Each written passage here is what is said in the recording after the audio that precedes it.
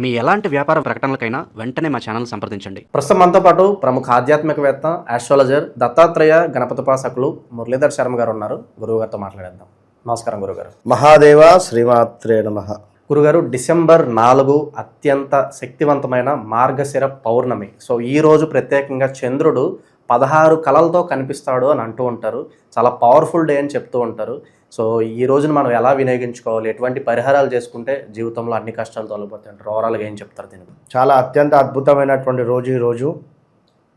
నిజంగా ఒక తెలియని విషయం వీరికి మనము చెప్పేటువంటి ప్రయత్నం చేద్దాం. అది స్త్రీమూర్తులకు ఏమిటి అనేటువంటిది వీడియో చివరిలో చెప్తాను నేను. ముఖ్యంగా పౌర్ణమి అంటేనే ఎంతో విశేషం మనకు.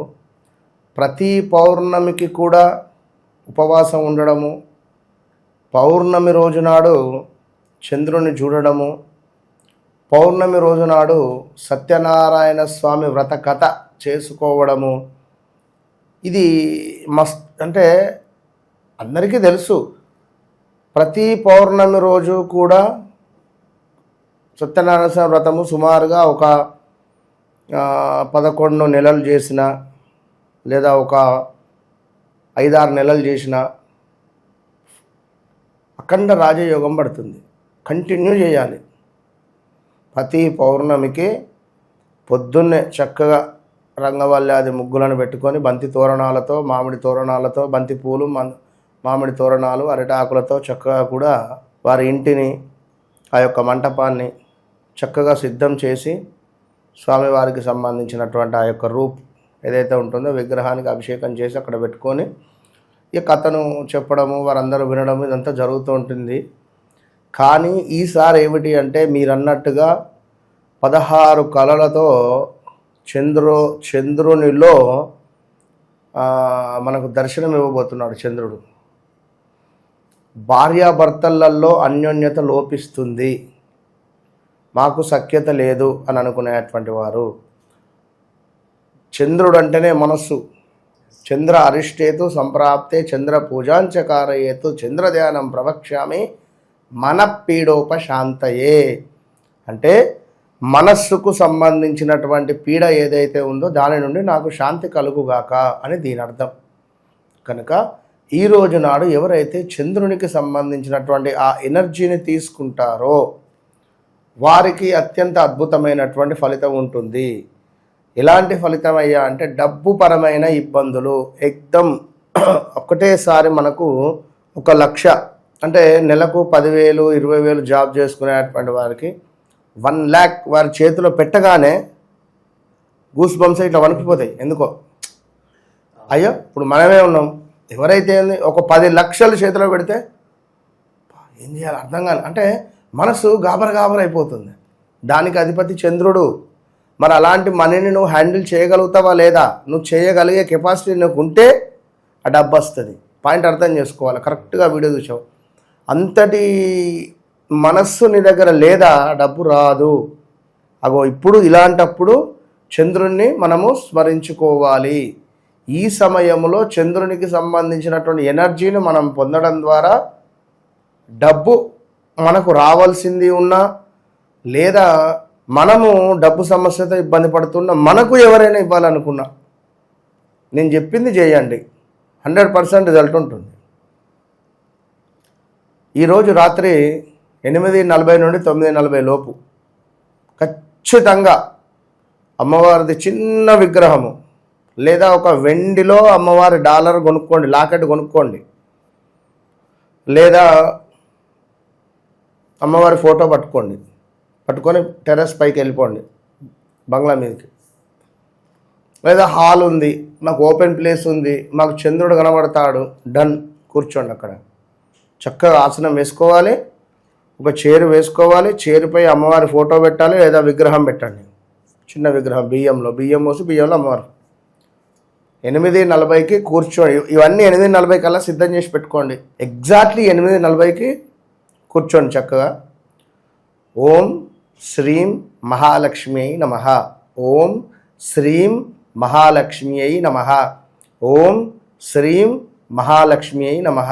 ఈ మంత్రాన్ని 108 సార్లు జపం చేసి అమ్మవారిని నమస్కరించుకొని ఆ విగ్రహాన్ని తీసుకొని ఒక గిన్నెలో పెట్టి కేవలం పాలతో అభిషేకం చేయండి. పాలతో అభిషేకం చేసిన తర్వాత చక్కగా తుడిచేసి అమ్మవారిని కొన్ని నీటితో ఒక కొబ్బరికాయను కొట్టి అక్కడే కొబ్బరిలతో కడిగేసి పన్నీరుతో లేదా రోజ్ వాటర్తో చక్కగా శుభ్రం చేసి అమ్మవారిని చక్కగా గంధము బొట్టు పత్తితో ఒక వస్త్రం చేస్తారు. ఆ వస్త్రం చేసి వేసి ఆ బియ్యంలో మళ్ళీ అక్కడ పెట్టండి. పెట్టి అమ్మవారి 108 నామాలు చదువుకోండి, లేదా శ్రీ సూక్తం చదవండి, కనకదార స్తోత్రం చదవండి. మీ ఇంట్లో ఇప్పుడు ఇలా రింగ్స్ కొందరయ్యో రకరకాల రింగ్స్ పెట్టుకుంటారు. ఈ జెమ్ స్టోన్స్ కానీ వీటన్నింటినీ తీసి చక్కగా కూడా ఆ అమ్మవారి దగ్గర పెట్టండి. పెట్టి ఆ చంద్రుని యొక్క కాంతిలో మీరు కూర్చోవాలి, జపం చేసుకోవాలి. మీ ఆభరణాలు అక్కడ పెట్టండి. అటు పిమ్మట కుదిరితే ఏమన్నా మన వ్యాధిగ్రస్తులు ఉన్నారు, ట్యాబ్లెట్స్ అధికంగా వేసుకుంటున్నారు, ఈ ట్యాబ్లెట్స్ కూడా అక్కడ పెట్టండి. ఇప్పుడు ఉదయం మనము సూర్యరశ్మిలో 7 గంటల లోపు డి విటమిన్ కోసం పరిగెడుతూ ఉంటాం, ఆస్వాదిస్తూ ఉంటాం. అట్లనే ఈ పౌర్ణమి రోజు 16 కళలు ఉండేటువంటి చంద్రుని యొక్క కాంతిని ఆస్వాదించండి. గాజు గ్లాసులో వాటర్ పెట్టుకోండి, అందులో కొంత టెర్మినిక్ అంటే పసుపు లైట్గా వేయండి. వేసి చక్కగా కూడా నమస్కరించుకొని హాయిగా కూర్చోండి, మెడిటేషన్ చేసుకోండి. అమ్మవారు మీ కోరిక తీరుస్తుంది అన్నట్టుగా భావన చేసుకొని చక్కగా ఆ యొక్క గ్లాసులో వాటర్ తీసుకొని చంద్రునికి నమస్కరించుకొని ఒక స్పూన్ చేతిలో పోసుకొని అర్ఘ్యం విడిచిపెట్టండి తులసి చెట్టు దగ్గర. మరొక స్పూను అర్ఘ్యం, 3 స్పూన్ల నీటి అర్ఘ్యం విడిచిపెట్టి మిగిలినటువంటి ఆ గ్లాసులో ఉన్నటువంటి వాటర్ను మీరు తాగండి. త్రాగేటప్పుడు నాకు మీరు ఏ కోరికనైతే కోరుకుంటున్నారో, ఒక వివాహము, డబ్బు పరమైన సమస్య, ఆరోగ్య సమస్య, సొంత ఇంటి కల, భార్యాభర్తల అన్యోన్యతము, ఇట్లా నా వ్యాపారం బాగా సాగాలి, ఇలా ఉండే దాంట్లో ఉదాహరణ ఒకటి వివాహం అనుకుందాం. థ్యాంక్ యూ యూనివర్స్, నాకు అతి త్వరలో వివాహం జరగబోతూ ఉన్నది. నా వివాహానికి చక్కగా కూడా అమ్మవారు సహకరించింది అనే వాటర్ తాగండి. ఆ విధంగా ఆ యొక్క వాటర్ తీసుకొని మంచిగా చక్కగా కూడా అమ్మవారికి నమస్కరించుకుంటారు. ఇక్కడ చాలామంది స్త్రీమూర్తులు, నేను ఇక్కడ ఈ విషయం చెప్పదలుచుకున్నాను, ఇంట్లో అధికంగా నెగిటివ్ ఇంపాక్ట్ కావడానికి కారణము, ఇంట్లో గొడవలు కావడానికి కారణము లేడీస్ వారి యొక్క టిక్లీస్ ఉంటాయా, ఈ టిక్లీస్ తీసేసి స్టిక్ చేసి పెడతారు బాత్రూములలో. ఈ స్టిక్ చేసి పెట్టడం మూలకంగా 1, 2 ఓకే, 20, 30, 50 ఉన్నా ఉంటుంది, స్టిక్ తీసి అందులో పెట్టేస్తుంటారు. ఎప్పుడో బుద్ధి పెట్టినప్పుడు అవన్నీ తీసి పారేయడమో, లేదా అలా తీసి అక్కడ పెట్టింది మళ్ళీ తీసుకొని వీరు పెట్టుకోవడమో. ఒక బాత్రూము, ఒక లాట్రిన్ అంటే ఒక రాహువు, కేతువు, మన అదేంది శని, వీటి ఇంపాక్ట్ అధికంగా. మనము ఆ ప్లేస్ను చెడగొడుతున్నాము అంటే మనకు రాహు యొక్క ఇంపాక్ట్ అధికంగా ఉంటుంది. రాహు అంటేనే చెడు, నెగిటివ్. ఒక బాత్రూమ్ ఎంత క్లీన్గా ఇంటి యజమానురాలు కానీ యజమాని కానీ ఉంచుకున్నట్టయితే వారి జాతకంలో రాహువు యొక్క ఎనర్జీ పెరుగుతుంది.